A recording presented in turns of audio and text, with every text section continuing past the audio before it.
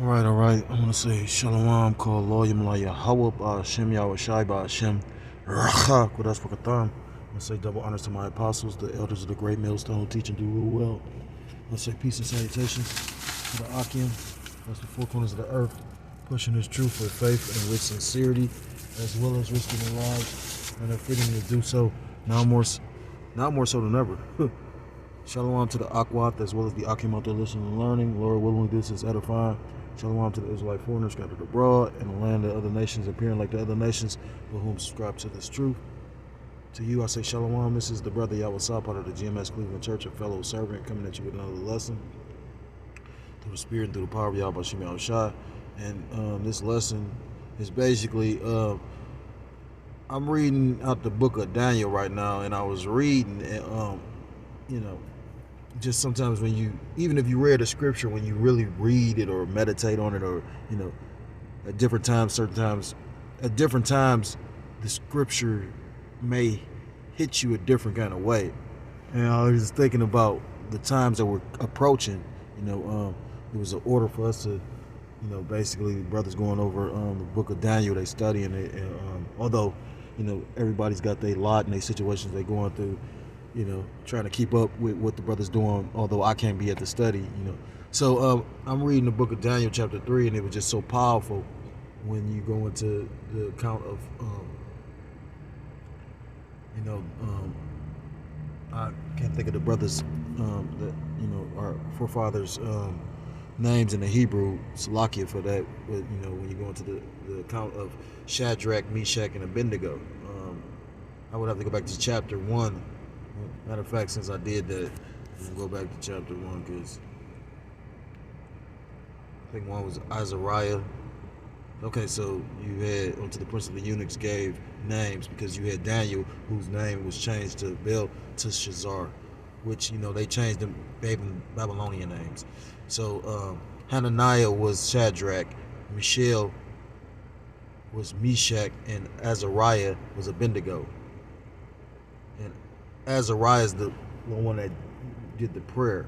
But when they were in the fiery furnace, they were put in a situation, because basically we about to experience something to the degree of that, and it's a powerful statement that was made, because basically, when you go into the Salakia, the account, Nebuchadnezzar basically had built an image, because he was high and proud and lofty at the time. The Lord had basically put all the nations in subjection to him, so he was in rulership, and he got high-minded, and that's when he erected the statue. But it was a statement made, because I'll just get it. So when you go into Daniel chapter 3,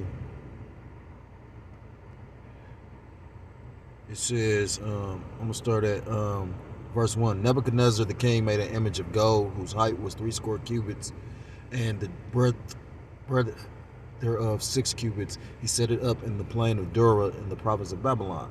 Then Nebuchadnezzar the king sent to gather together the princes, the governors, and the captains, the judges, the treasurers, the counselors, the sheriffs, and all the rulers of the provinces to come to the dedication of the image which Nebuchadnezzar the king had set up.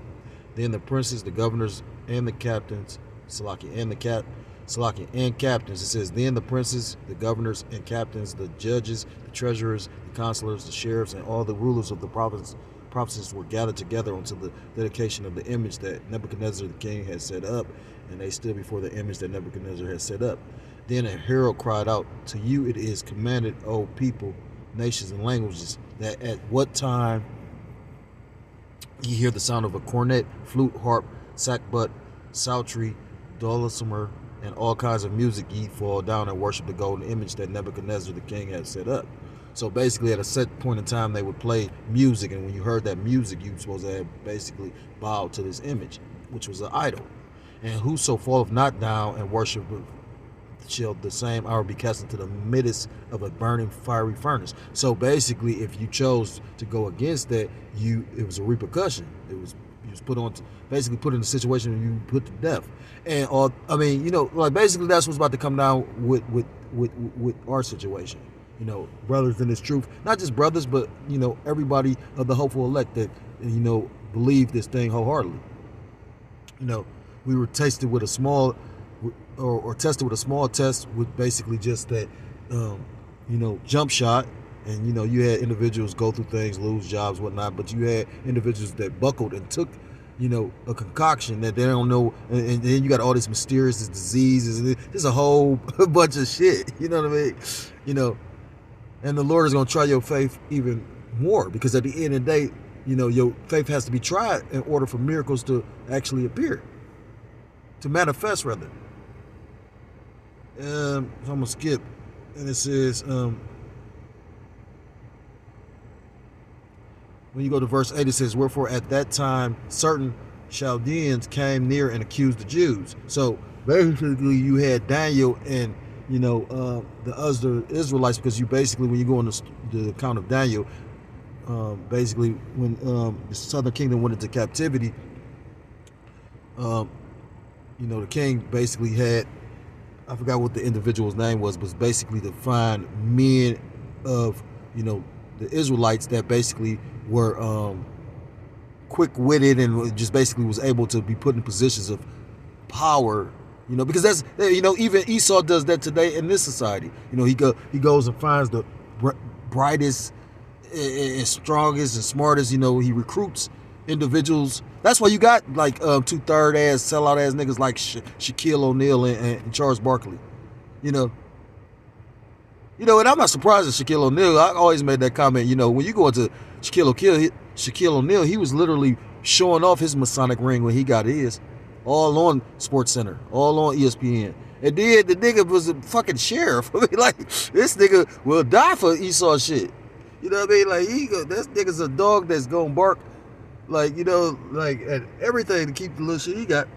So it says, verse.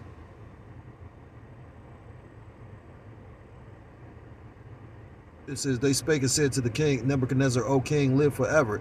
Thou, O king, hast made a decree that every man that shall hear the sound of a cornet, flute, harp, sackbut, psaltery, and dulcimer, and all kinds of music shall fall down and worship the golden image. And whoso falleth not down and worship, that he should be cast into the midst of a burning fiery furnace. There are certain Jews whom thou hast set over the affairs of the province of Babylon, Shadrach, Meshach, and Abednego. These men, O king, have not regarded thee. They serve not the powers or idols, nor worship the golden image which thou hast set up. So they said, they serve not thy gods, nor worship the golden image which thou hast set up. Because basically Nebuchadnezzar's God was an idol. Verse 13. And basically when you go into this system that they're about to set up, they're trying to set up a digital idol. They about to try and put technology into you, and you're going to trust in this technology more than you're going to trust in the Most High. Then Nebuchadnezzar, just show you how cold the Most High is. Like I remember a statement that the elder Amawan Gabar made. He said, to show you the power of the Most High, Yahweh Ba'ashem Yahushua, he created his own enemies to destroy. And when you take time to think about that, like, they try to show that on, what was that, with Dr. Manhattan, The Watchmen. They showed that on Watchmen, where, Dr. Manhattan was able to create life, but, that was, and brother always references Dr. Manhattan because that was true spiritual power. But then they try to make him like a guy, he was creating life and all that. So, anyway, it says, verse 14, Nebuchadnezzar spake and said unto them, is it true, O Shadrach, Meshach, and Abednego, do not ye serve my powers, nor worship the golden image which I have set up? Verse 15, now if ye be ready, that at what time ye hear the sound of the cornet, flute, harp, sackbut, psaltery, dulcimer, and all kinds of music, ye fall down and worship the image which I have made. Well, but if ye worship not, ye shall be cast the same hour into the midst of a fiery furnace. And who is that power that shall deliver you out of my hands? So this man was so puffed up, he said, and what God is going to be able to deliver you out of my hands? Because he looked at himself on a level like God-like. When you go into that movie 300 with, who portrays Xerxes, that's mentioned in the scriptures. When you go into the book of Esther, that Xerxes is the, and then I hear Esau try to debunk that, and there's no record of this, and you know what I mean? Like, at the end of the day, it's no, And then when you read, I think it's Nehemiah. I believe it's Nehemiah. It makes mention of Mordecai, if I'm not mistaken. And I believe that's the same Mordecai that was the uncle to Esther. We got a whole holiday for Salakia, not holiday, a high holy day. A holiday is these pagan traditions that's supposed to be high holy days, but they are actually they pagan, pagan festivals rather. It says, verse 16, Shadrach, Meshach, and Abednego answered and said to the king, O Nebuchadnezzar, we are not careful to answer thee in this matter. Verse 17, if it be so, our power whom we serve is able to deliver us. Our power whom we serve is able to deliver us from the burning fiery furnace, and he will deliver us out of thine hand, O king. Verse 18, but if not, be it known unto thee, O king, that we will not serve thy power, nor worship thy golden image which thou hast set up. And when I read that, it was just so powerful, because that's the spirit you have to be in. The brother from Ancient of Days, LA, Micah Allah, did a video saying you got to be ready to give up certain things. And the scriptures talk about how you're going to have martyrs. You're going to have men and women that's going to basically have to give up their life in this thing. The book of Maccabees goes into, the mother and the 7 brothers. These things ain't just written to be written. These things are written, these accounts are written because at the end of the day, these are scenarios and situations that some of us might truly face. When you go into the book of Revelation, it talks about, let me get that. Revelation chapter 2, the point is verse 10, I believe. It says, Revelation 2 and 10, fear none of those things which thou shalt suffer. Behold, the devil shall cast some of you into prison, that ye may be tried, and ye shall have tribulation 10 days. We don't know exactly the number, but it's a complete number of days. Whatever your lot is, suffer in that time. It says, be thou faithful unto death, and I will give thee a crown of life. Because basically all of these different trials and tribulations are tests. The scriptures talk about how Yahushua Mashiach, when he come back, will he find faith on the earth? And it's been many of our forefathers that literally were tested in different situations. Shadrach, Meshach, and Abednego are just one. Or one account.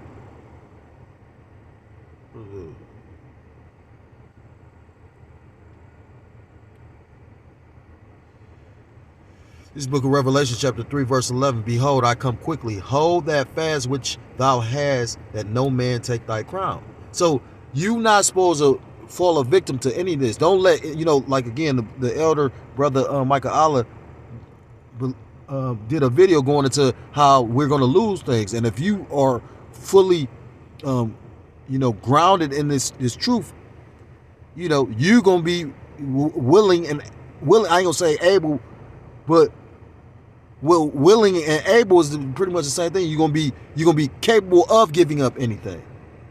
I've listened to certain brothers that have children in their mindset, and you have to have a particular mindset, especially with what's coming. This is not a coincidence with all that's going on with the Kyrie Irving situation. We watching basically Kanye basically being buck broken right in plain view in live time.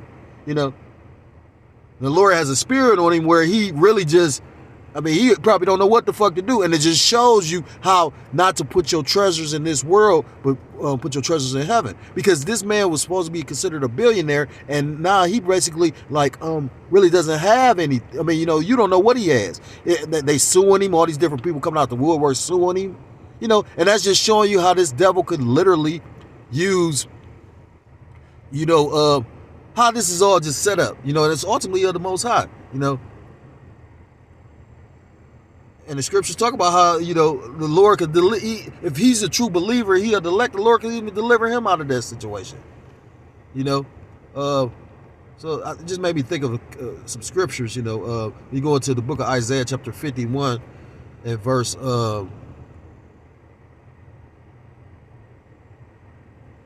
51 and verse 12, it reads, I, even I, am he that comforteth you. So this is going to,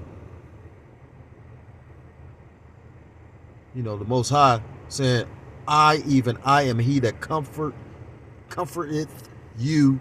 Who art thou that thou shouldest be afraid of a man that shall die? So we should not be afraid of this devil, because he is going to come down with great wrath. But at the same time, like, again, we all have been through different trials and tribulations in order to build up a foundation of faith.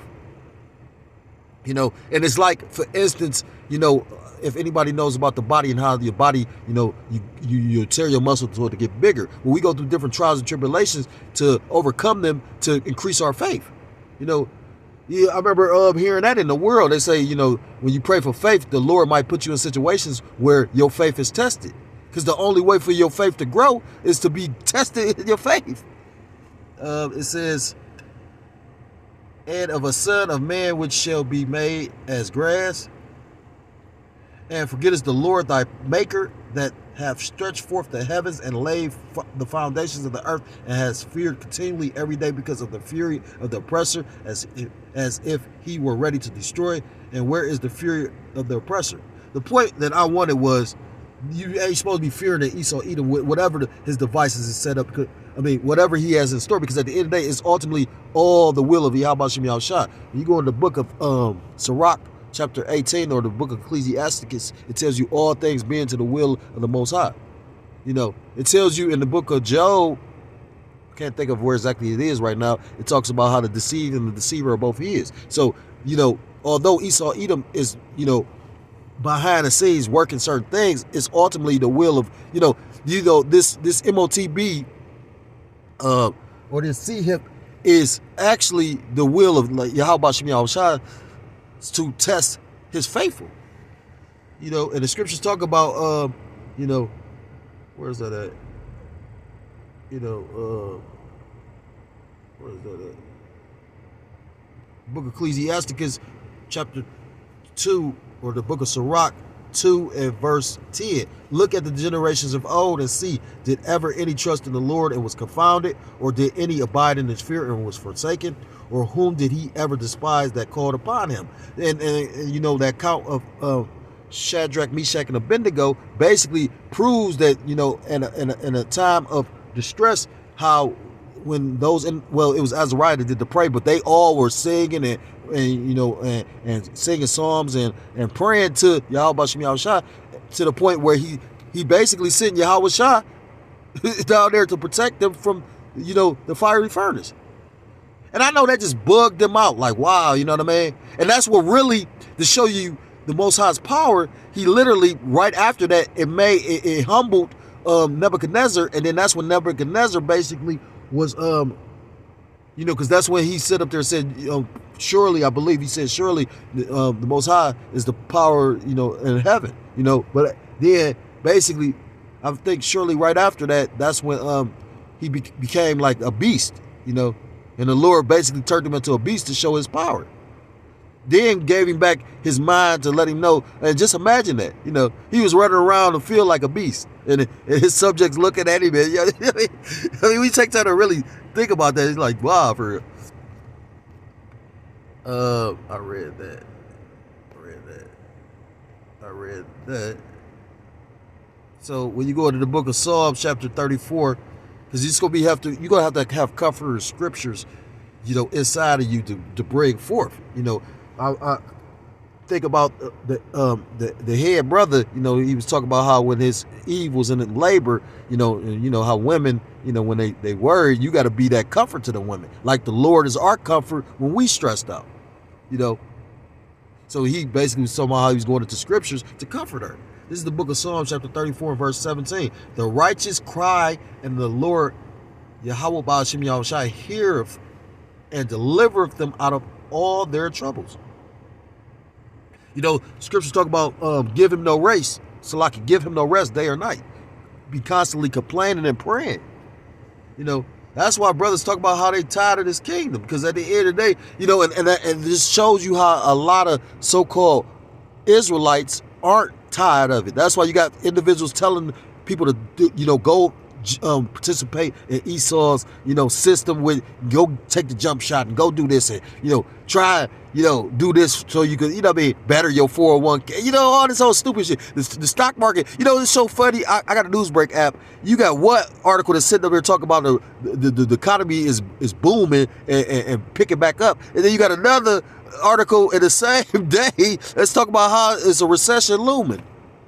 So this place is bugged out. This place going down for real. And it's just showing you, the closer and closer we get to the end, how much this devil is a liar. And when his lies isn't going to work, he going to go to that sword because that's all he know how to do. It's the book of Psalms chapter 107, verse 7. No, verse 6.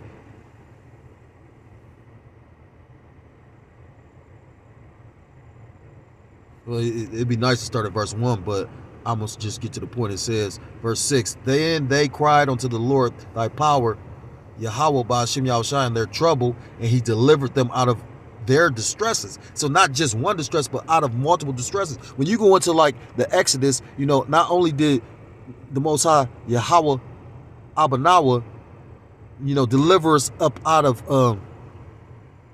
even Yahushua, because, when you go, for a piece of meat, if you want to taste some meat, like when you go into that death angel, that was Yahushua. So when Yahweh Ba'ashem Yahushua delivered us out of Egypt, he delivered us out of all our stresses. We had nothing. We left with what we had on our back. You know what I mean? And that's how the mindset you got to be in this place. That's why it talks about when Yahushua said in Matthew 24, when you flee into the mountains, don't turn back to the house. You got certain individuals gonna have a bug out bag, but you ain't gonna have to pack no clothes or none of that shit. You got to be in the spirit to make haste, just like in the Exodus of old. It's gonna be another Exodus for those that are gonna be allowed to, escape, because you're gonna have individuals that's gonna be rounded up and basically, like I read in Revelation chapter 2, gonna be delivered onto prison. So, although, like Job said, though he slay me, you must trust in Yahweh Ba'ashem Yahushua, because whatever he got set up for you, at the end of the day, you might be put in a situation where you look like you about to die. But, the Lord trying to see that faith. At the last minute, like for instance with Abraham and Isaac, Abraham trusted Yahweh Ba'ashem Yahushua to the point where he basically was going to sacrifice his son, and at the last minute, the Lord, Yahweh Ba'ashem Yahushua, sent the angel to stop him from doing it, because he just wanted to test his faith. You're constantly being tested. And if you keep that mindset, you'll pass more tests. Like, being more spiritual, man, the brother, elder brother, Atazawan from Middle Valley just did a video about that. He's talking about how the devil's always lurking, roughly paraphrased, I know he said something about if Satan is always lurking, so what type of man are you going to be? Are you going to be a spiritual man or a carnal man? Job chapter 13, verse 15, though he slay me, yet will I trust in him, but I will retain my own ways before him. The Lord seeking those is going to basically, like the scripture said, strive for that crown unto death, and the Lord shall fight for thee, roughly paraphrased. So, the book of Matthew chapter 10 says, verse 28, and fear not them which kill the body, but are not able to kill the soul, but rather fear him which is able to destroy both soul and body in hell. Skipping to verse 39, and he that verse 39, he that findeth his life shall lose it, and he that loseth his life for my sake shall find it. So those that's trying to hold on to their life on this side is going to lose it. The Lord going to have them in a trick bag. Because although, like I said, you thinking you done did this and did that, like all these rappers that done sold out, all these Shaquille O'Neals and, Kyrie Irving's, all these bugged out individuals that's trying to hold on to that materialistic. And, and nobody's really shocked or surprised, like with the Nick Cannons and whatnot. Now, through the Spirit, I believe that the Lord could put an individual, because, Yahweh Shai basically gave up riches to, and put himself in a lowly position. Because, contrary to what people say or believe, Yahweh Shai wasn't a bum, who you people ignorantly call Jesus Christ. He wasn't a bum. When you go into his ministry, he was feeding, not only did he feed them spiritually, through the word, and then spiritually with miracles, but he actually was able to because I remember the one that kind of talks about how he said go feed the people, and he was like, how many is it? And he was like, it was like 4,000 people. And he's like, well, he was like, but I don't think we're gonna be able to go buy all this stuff right now. So roughly paraphrase. I'm not gonna go get it, but so I'm gonna end with this: the book of Acts, chapter 4, and I think it's 19. Because at the end of the day, you should be trying to please Yahweh Shem Yahushua. You shouldn't be worried about what man say, and that's another scripture or account in the book of Acts where he said, we should do what's pleasing to Yahweh Shem Yahushua and not worry about man. This is the book of Acts chapter 4, verse 19. But Peter and John answered and said unto them, whether it be right in the sight of the Most High to hearken unto you more than unto the Most High judge ye. He said, so who should I... Do you think it's going to be right in the sight of the Most High, Yahweh Shem Yahushua, to listen to what you saying or to follow him? Matter of fact, let me find it. Acts 5, I think it's 29. This is the book of Acts chapter 5 and verse 29. Then Peter and the other apostles answered and said, we ought to obey the Most High, Yahweh Shem Yahushua, rather than men. So, again, it makes me think about going back full circle to... Shadrach, Meshach, and Abednego. They said, regardless of whatever you're gonna do, if the Lord save us or not, we will not be worshiping and bowing down to your idol. And that's the mindset and the spirit you need to be in with the times to come. If you're so-called Black, Hispanic, Native American, Seminole Indian, West Indian, or Haitian, I implore you to come back to the laws, statutes, and commandments of your power, Yahweh Shem Yahushua, or you will be destroyed. And with that, I want to give all praises, all honor, and all glory to Yahweh Shem Yahushua. Shem Racha, Wadash Makatam. I'm honors to my apostles, the elders of the great millstone, who teach and do rule well.